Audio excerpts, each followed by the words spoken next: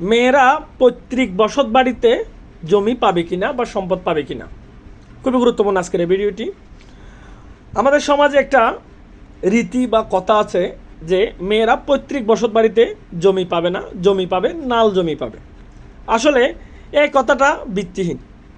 বাংলাদেশের কোনো আইনে এরকম নাই যে মেয়েরা পৈতৃক বসত বাড়িতে জমি পাবে না। মুসলিম ফরজ বলেন, বাটোয়ার আইন বলেন, সকল আইনে কিন্তু মেয়েরা 2:1 হারে পৈতৃক সম্পত্তির মালিক হবে। সেটা হোক বসত বাড়ি, হোক নাল জমি বা দোকানের জমি, যে কোনো জমিতে 2:1 হারে মেয়েরা পৈতৃক সম্পদের মালিক হবে। যদি আপনি আপনার বোনকে বোঝাতে সক্ষম হন যে পৈতৃক বসত বাড়িটা আমার ব্যবহারের জন্য প্রয়োজন, আমি তোমাকে পৈতৃক বসত বাড়ির বদলে আমি নাল জমি দেব, সেটা হচ্ছে ভিন্ন কথা এবং আইনের বাইরের কথা। এটা হচ্ছে আপনি ওনার সাথে একটা সমঝোতা করা। কিন্তু আইনি প্রক্রিয়ায় যদি আপনি আসেন, সেক্ষেত্রে বোন অবশ্যই পৈতৃক বসত বাড়িতে জমি পাবে 2:1 হারে।